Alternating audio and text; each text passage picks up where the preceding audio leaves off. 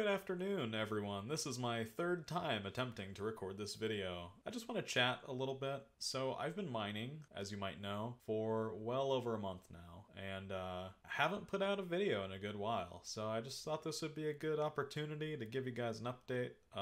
I had intended to turn my Q&A stream from the beginning of January into its own little edited standalone video, but then I realized it was 4.5 hours long, and it was a huge pain in the ass to try and edit down. So I'm just gonna take a few of the key questions, the big important ones, I think, and answer those again here in a little standalone thing. And I'll also give a little bit of an update on what I've been doing lately. So the big question I got multiple times, because I guess I didn't make it very clear in episode 8 of the One Chunk series, was do you need to get 70 smithing? Hey, Frosty, there's adamant ore down in the Edgeville dungeon. Don't you know that you need to get 70 fucking smithing? Yeah, I know. I realize that, and I didn't make it clear enough in the video, so my apologies.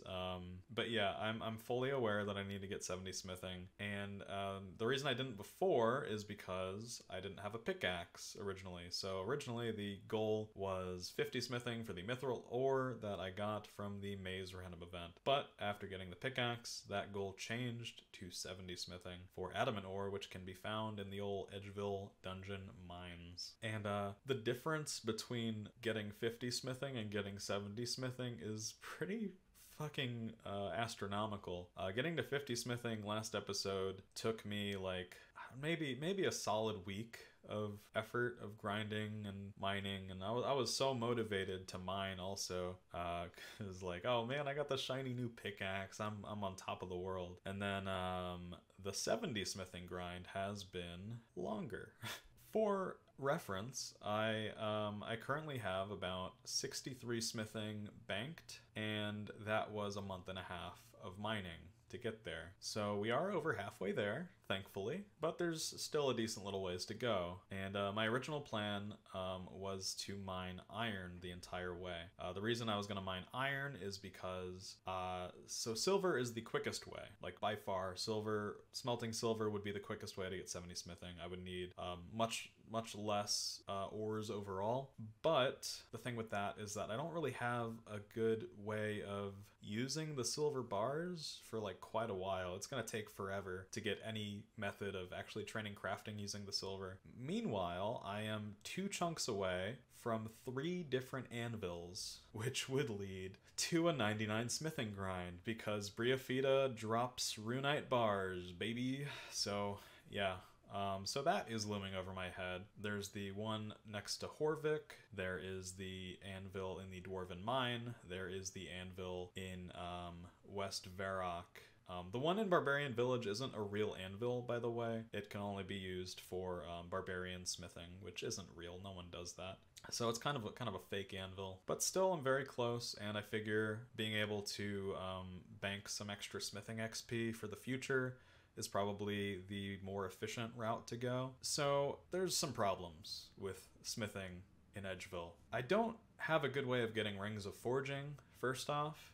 So I only managed to get like, I'm 93 woodcutting right now, and I only got enough ruby rings from that entire grind to get me like just enough to get me to 30 smithing. I think it was like 9 total ruby rings in 93 woodcutting levels. So that's out the window. Can't do that. And then superheat, nature runes, I did get a good chunk from thugs, but still only about 10,000.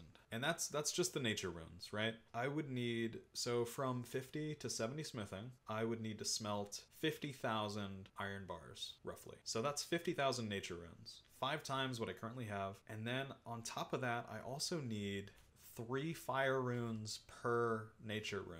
And believe it or not, fire runes are even harder to get than nature runes in this godforsaken place. The best way to get them is from hill giants, and it's not very often. So that's kind of not feasible. Which means that to do iron, I would need twice as much, because you end up fucking up half of the iron that you smelt. So I would need 100,000 iron bar or iron ore, which is a lot. And in the month and a half since last episode, I've been mining the entire time, and I have 27,000 banked. 27,000, which is about a quarter of what I need total if I'm going with iron, which would mean that I have about 3 months ahead of me of just mining iron if I'm doing that. And that's not even taking into account having to smith it all, which is going to take some more time. It'll be faster than mining it, but so it's just super not feasible.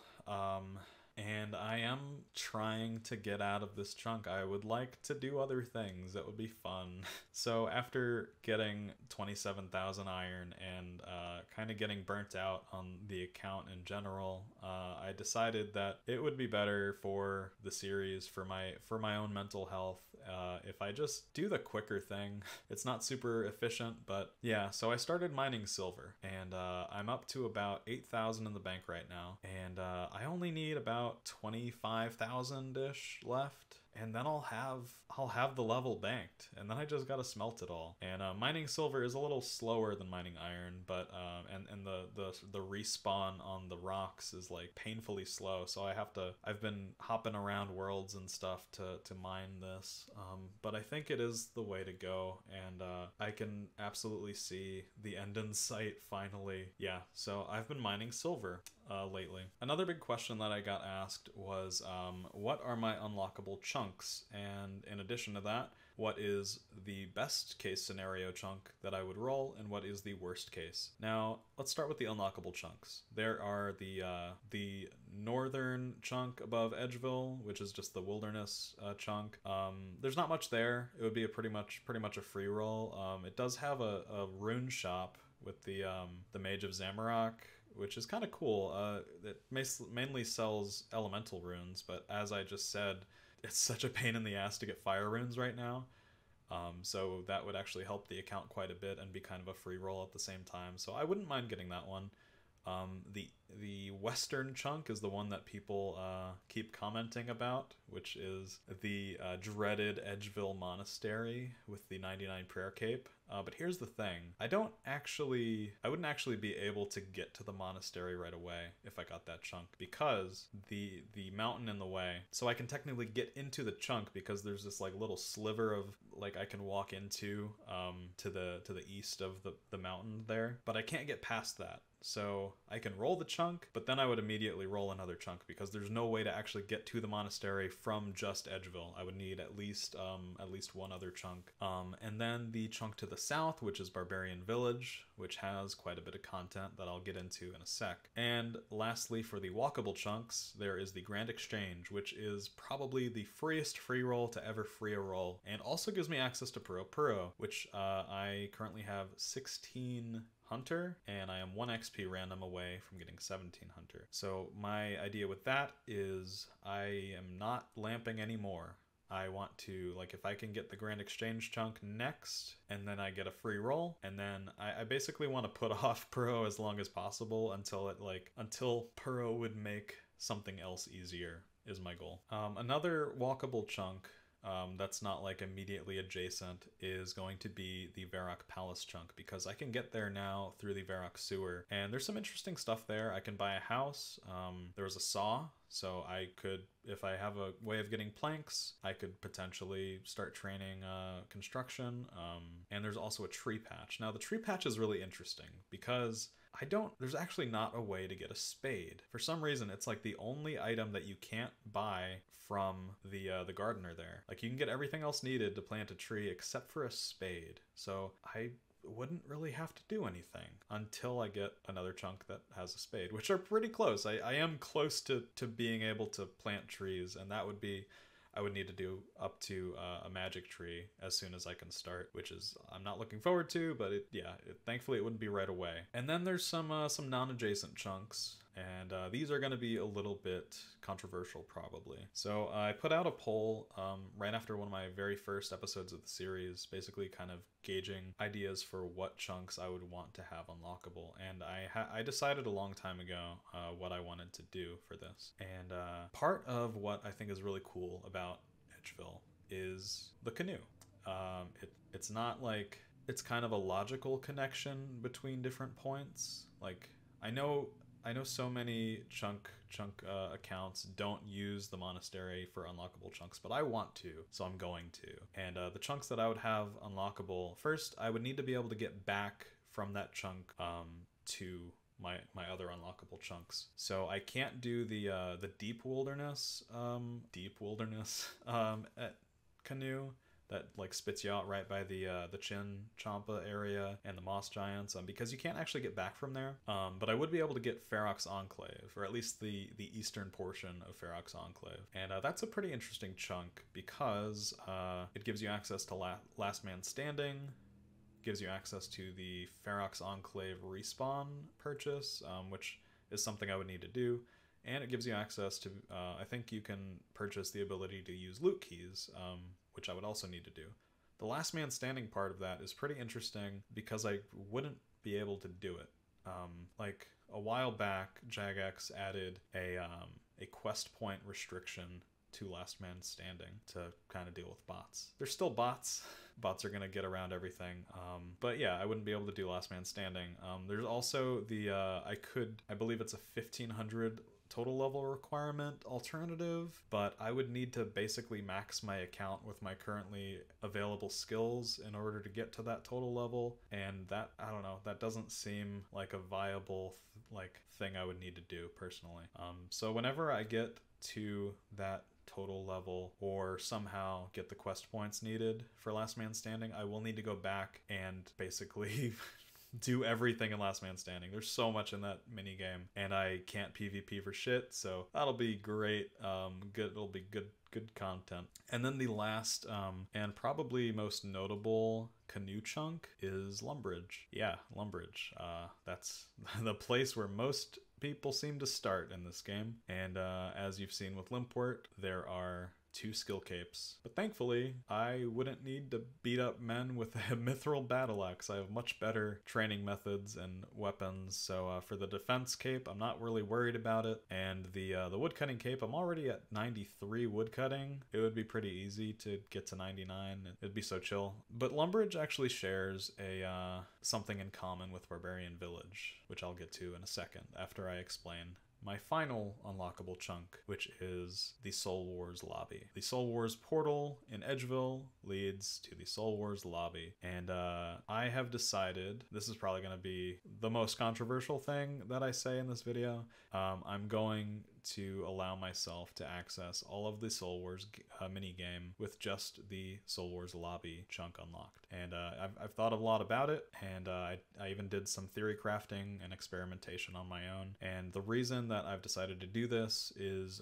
well, I want to. That's the main thing. It's my account, and that's what I want to do. But it makes sense to me because the Soul Wars minigame itself is instanced. You can't actually look into it. Like, you can't see people playing it. It's not actually on the overworld. And I know that's confusing because you can see the area on the overworld, but when you actually play the minigame, the region locker plugin doesn't work. It's weird. And since there's also not really any way to choose what chunk you pop out at during the minigame, and you can't walk into any of the chunks, this just makes sense to me. There is an admittedly selfish reason for doing this. It would potentially be the best prayer training method, and the pet is really cool. I want to get the pet. So yeah, that's it. Those are all the chunks that I intend to make unlockable from this starting chunk of Edgeville. As for what is the best chunk and what is the worst chunk, the best chunk, there's a couple really. Soul Wars would be amazing to get early on. It would actually be kind of incredible. And my most wanted chunk is by far the Grand Exchange, because having that access to Pro would set the account up for so much later on. Like, it's insane, and I don't need to do it like right away. I could choose when I'm ready to go to Pro. It's basically a free roll, and it could potentially save a lot of time in the future if I have Pro unlocked. The worst chunk, the chunk that I am looking forward to the least, is Barbarian Village. And Lumbridge is less bad than Barbarian Village, but the reason that they're both kind of bad is the same. There is a level 1 crafting method in both Barbarian Village and in Lumbridge. In Lumbridge, you shear some sheep and you spin the wool, and yeah, that sucks, But in Barbarian Village, there is a spinning wheel, so I could finally spin all the flax that I got from the Beekeeper random. I have like close to 400 now, so it'll be pretty nice. It'll unlock some ranged gear finally. But most notably, the level 1 crafting method in Barbarian Village is... I shouldn't have done that. That was weird. The oven, the clay, little clay hut thing. Because imps that spawn in Edgeville drop clay. And my whole time in Edgeville, I have killed every single imp that I have come across, and I have less than 20 clay banked currently. So the reason that crafting is going to be such a pain in the ass is that with Briafita, she drops both Briafita's essence and and battle stabs, and which can be combined through crafting into Briafita's staff. And it's weird that this isn't listed anywhere in the crafting guide in game, but you need level 62 crafting to do that, which won't be great. It will be far from ideal if all I have is clay. So yeah, I'm dreading Barbarian Village. It's not going to be very fun unless I get pro, because I mean, it still won't be super fun, but it'll be more viable because of the eclectic implings dropping just noted gold bars. It'll help crafting so much. It's insane. It would also eventually, yeah, there's a lot that goes into that also, but that would be the ideal scenario is I get Grand Exchange and then Barbarian Village, because if I just go straight to Barbarian Village, it is going to be another like kind of a hell chunk. So another kind of cool question that I had that I'm going to answer here is, was Edgeville the only chunk that you thought of when making a chunk locked account? What were your second and third picks for chunks if it wasn't Edgeville? So, it's a cool question. The very first chunk that I considered, I actually ended up playing through the entire chunk and recorded it. I think I've deleted it by the recording by now because I never intend to go back to the account, but it was a Xtreme Village start. So the Xtreme Village maze, and there's actually a pretty nice amount of things to do in that chunk. But yeah, I don't know. I played through it and I didn't find it all that interesting. Not sure why, but I think it was because I started watching Verf's Xtreme Onechunk Locked to Current Castle and just saw the wealth of content that he had access to, and I was like, damn, I really want something like that. And when I kind of did some theory crafting, I came up with Edgeville. There's a surprising wealth of stuff to do here, and yeah, I didn't really look back. I don't even think there was a third option, to be honest. When I started theory crafting a one chunk account, it was really just those two that I thought of, and Edgeville stuck out to me. Like, I was like really excited to start playing that account. So, do you multitask while playing the account? If so, what do you normally do?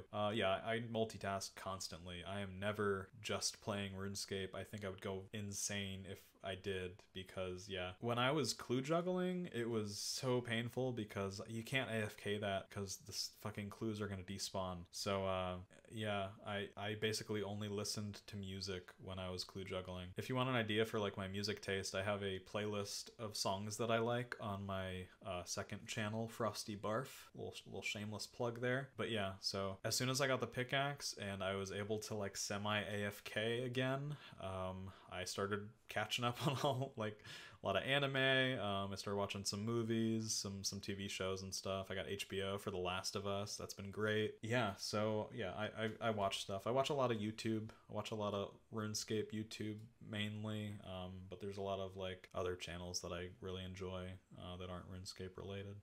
Who are your biggest inspirations, not just RuneScape creators, but in general? Also, pirates or ninjas? Pirates, I'd say. We'll answer that one first. I've always liked One Piece more than Naruto, to be honest. I like both, but yeah, I don't know. Pirates are more fun. I like the sense of adventure, whereas yeah, ninjas are more militaristic, and yeah, just not a super big fan of ninjas as a concept.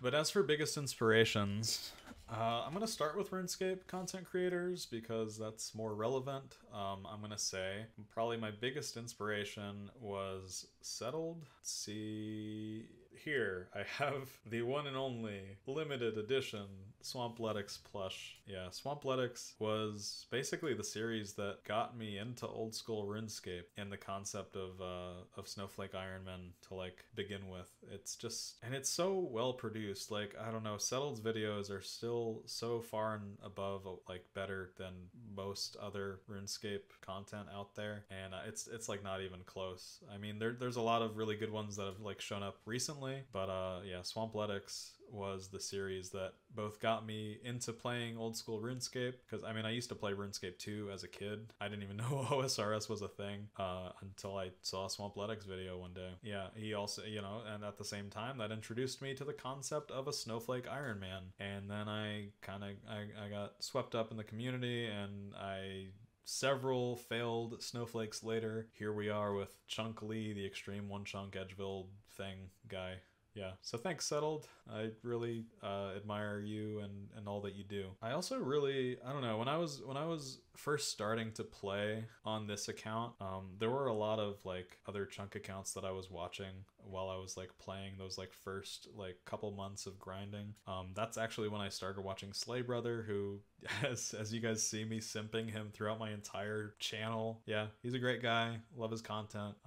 Really wholesome dude. And probably my favorite like lesser known chunker is Bowser. He's probably my favorite Chunkman account just in general. His like sense of humor is really, I don't know, his content is just makes me smile. It's good. And you should go subscribe to Bowser like right now. And then non RuneScape creators, there's too many to list.